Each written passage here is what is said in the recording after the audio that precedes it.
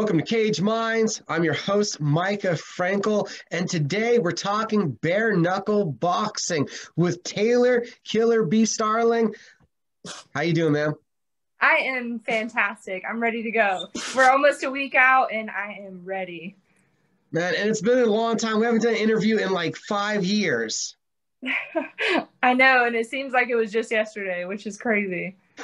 Right? You were here in New Mexico, training at Fit NHB, now back home, South Carolina, training at Modern Warrior, and I believe you have something like 6 professional fights under your belt. And I say fights because it's been boxing, MMA, kickboxing, right? Yeah, I've done a little bit of everything. I've just been trying to really figure out, I've always known I wanted to be a boxer. That's my favorite discipline. But if you really do your research, like to make it big in boxing is not really feasible, like I guess you would say. But it's really hard. It's a long journey to get to the top in pro boxing. And there's a lot of journeymen and things that go on in pro boxing that people just don't know about. And I had wrestling background and jiu-jitsu background, so I figured why not do that, and kickboxing. So it's like I have always trained everything, so why not do everything? And I was really trying to figure out where I wanted to go. And bare knuckle, like I had been wanting to go to bare knuckle for a while, so I'm super excited about it because it really just feels like that's where I belong. Well, why? Why do you feel like this is going to be the sport for you? Like I said, like making it big in pro boxing is really hard, but it's what I love to do. And I love, like when I went to, like when I've done MMA fights, I love going in there and like banging with like little gloves on and just like brawling. And the only thing I hated was like doing jujitsu. I'm like, like that doesn't appeal to me. But like to go in there and have like this really primal fight. I love that. That was my favorite part about fighting, and is my favorite part about fighting. So seeing bare knuckle and having them reach out to me and give me the opportunity, I knew that's where I needed to go, because that's how I fight. I fight very nitty gritty, and it's everything I love in the sport. And the bare knuckle boxing debut comes February 5th. Couldn't get a bigger stage. The first ever Knuckle Mania. It's going to be their kind of trademark event. You're there in Tampa, Super Bowl weekend, the day before the big game. It's all awesome to get this kind of stage for that first fight. It's super exciting. And I was born in Tampa. Like I was born in a small town, like right outside of Tampa called Brandon. And so that's where I'm from. And that's where I first grew up before I moved here and to Albuquerque. And I've kind of been all over the place, but that's where I was born. So I have like family coming and friends, and it's really exciting. And it's a lot bigger than people know because it's going to be huge. The opponent's going to be Charisa Sigala, and she has an MMA background. How do you think this fight's going to play out? I try not to underestimate people. I don't underestimate anybody. There was a time back in my day when I was an amateur and I tried to be the biggest and the baddest and think so you never know what's going to happen. So I give her all my respect. She's definitely tough. Like she's a black belt in jiu-jitsu, so she's a tough woman. But I definitely think that her experience striking is a little lackluster compared to mine. But that's not to say that I underestimate her. She could come in there and do work, but I know that I've been training really, really hard. I definitely have all the respect in the world for her, but I know that I'm going to come out with the win. So we saw from Paulie Malignaggi, this isn't boxing. This isn't kickboxing. This is bare knuckle. This is a different kind of fight. How has training for bare knuckle differed from training for the other sports you've been involved in?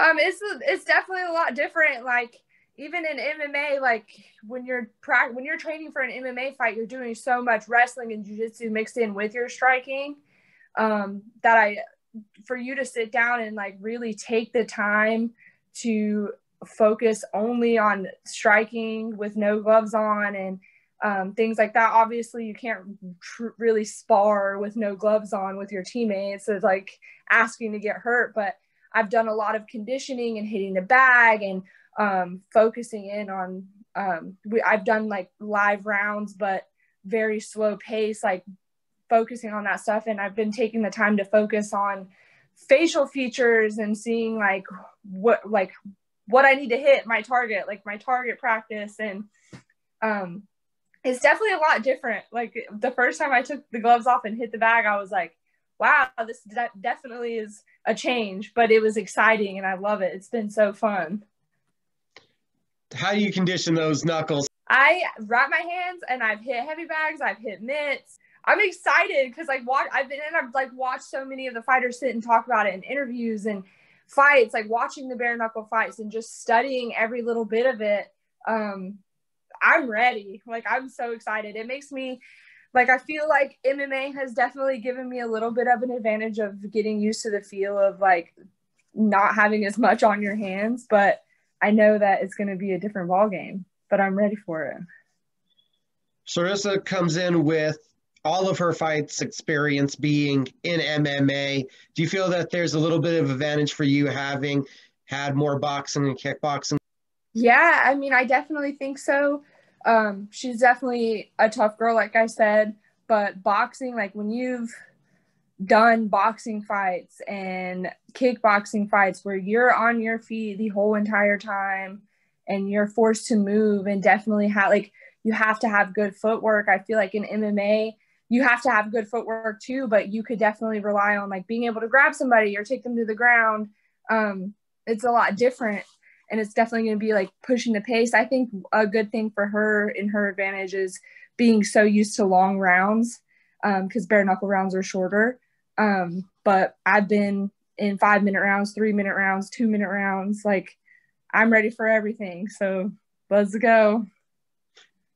When you watch bare knuckle, you don't just see it always at a distance. You see a lot of in the clinch, and they're not going to break you guys up. So do you feel like that MMA experience is both valuable for both of you in those situations?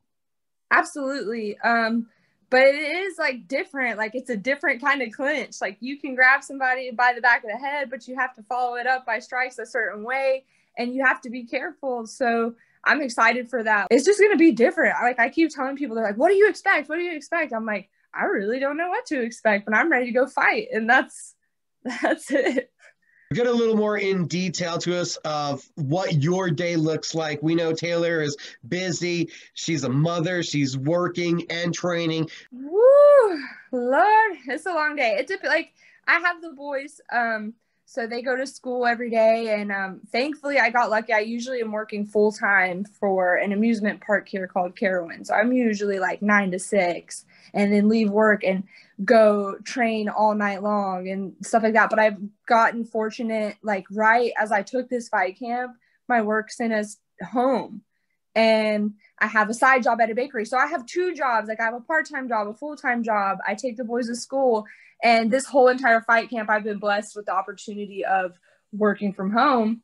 And I've really taken advantage of that time, like to train. So I've been getting to train like 4 or 5 hours a day and then work. But I'm always taking the boys to school super early in the morning and having them up late at night, making sure they're fed. They go to the gym with me.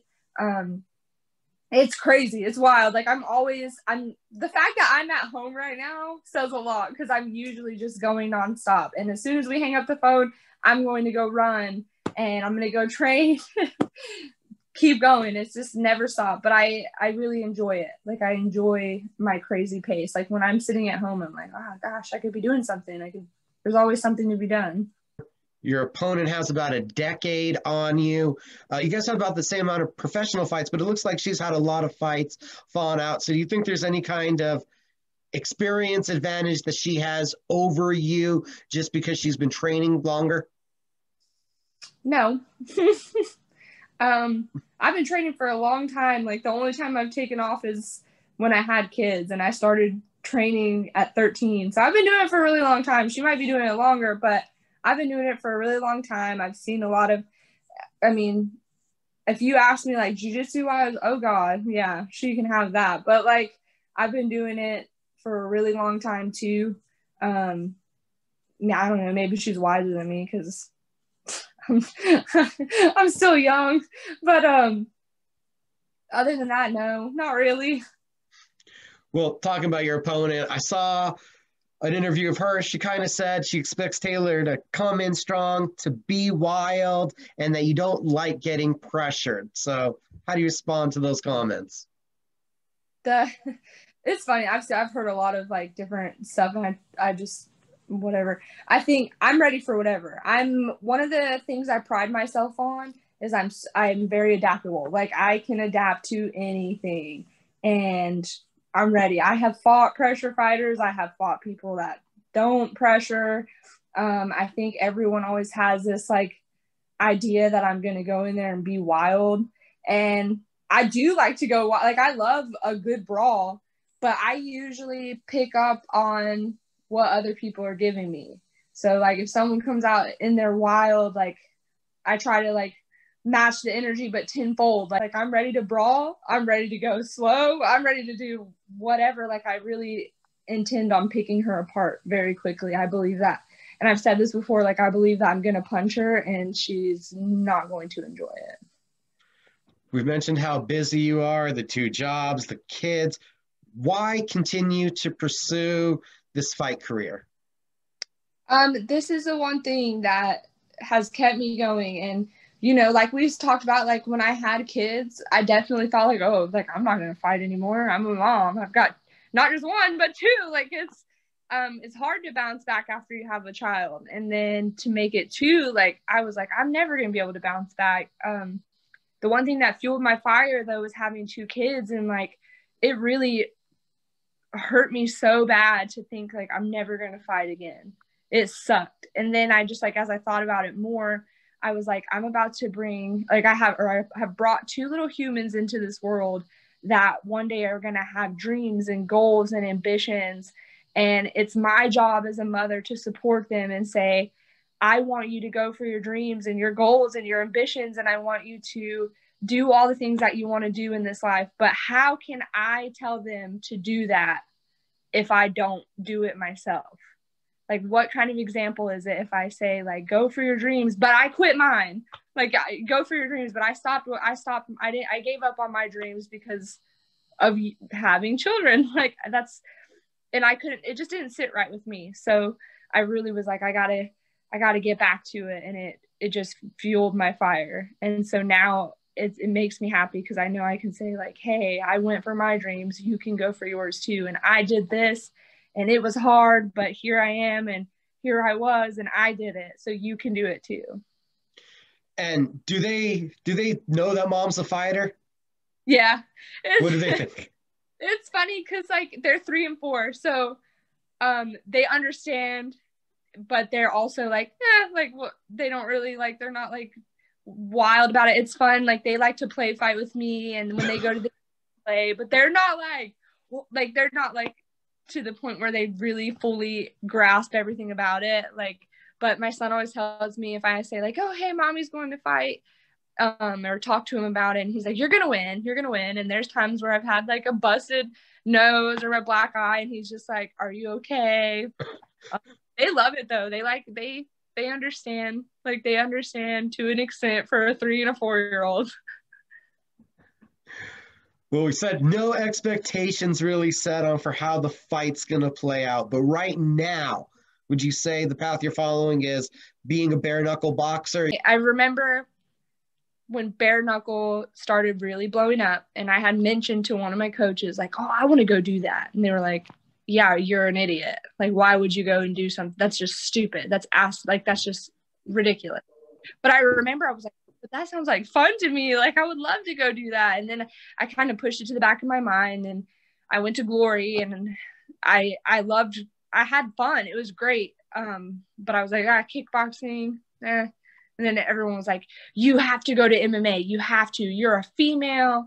If you want to make it anywhere in combat sports, MMA is like the only way for you to go. And I'm like, well, shit. Like, I hate jiu-jitsu, but I'm going to have to grind it out and like get good at like get even better at jiu-jitsu so that I can fight MMA because that's the only place that there's opportunity and money for me. And what really kicked it off was seeing Paige Van Zant sign. And I was like, what? I can go in there and fight Paige Van Zant. I know I can. And I have Britton Hart. I've trained with Britton Hart before and she's a great person.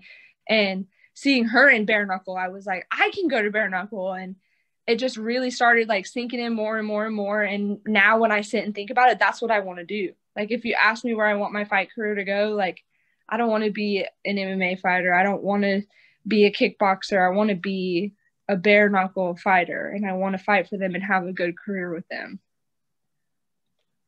How do you contain this excitement for one more week?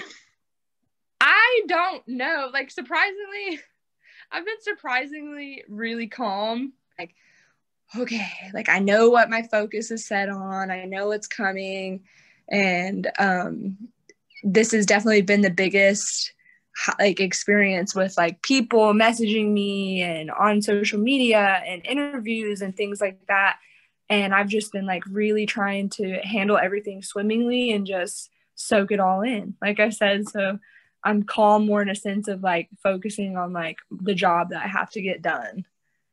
And it's easy, I think, for some people to get caught up in all the excitement of like the shit talk and the media and the things like that. And this has been my first experience like handling that. And I'm like, no, I have a job to do. And that's what my focus is on. It's not on anything else other than going and winning.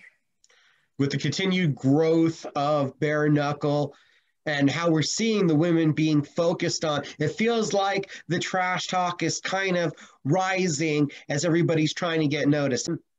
Oh, yeah. I just am trying to keep the mindset of like, I know what it takes to sell a show. Like, I know that trash talk gets people hype. And trust me, like, when the time comes and I'm ready to say what I have to say, like, it's going to come out. But I don't care to play into like internet trolls. When I'm ready to speak on how I feel, I will. Knuckle Mania, February 5th. Taylor, I got to thank you for the time. Last but not least, tell everybody how they can follow you on the social media you have. And if you want to shout out to sponsors and people, do it now. Absolutely. Okay, so you can follow me on Instagram at TayWStarling. I have a Facebook, Taylor Starling. I have a Snapchat, it's Tay_Starling. Other than that, I don't have Twitter. Like I just said, for reasons. All of my sponsors I would like to thank: Pudding's One Stop Shop, Fast Frog Bakery, Fight Bananas, Fusion CBD, Carolina CBD Empire, Bearded Mother Trucker. I'm trying to think, Daniel Martinez, Just Plays Clothing. I'm gonna say that's everybody. Like, I should have wrote this down. I always say that. I'm like, I need to write down like every sponsor one by one so I can remember. But I have a lot of great people who support me. Thank you to Modern Warrior, my family at Modern Warrior. I cannot express enough how happy I am where I train. And every single person that trains there is amazing and unique in their own way. And I'm so thankful for the love and support they give me and the punches in the face that they give me. They're amazing. My coach, Keith Richardson, Duke Reeves, and Joey. And I'm going to stop it there because I'm going to sound like an Academy Award speech if I keep going. But thank you to all my sponsors, and thank you to you for interviewing me and taking the time to talk to me.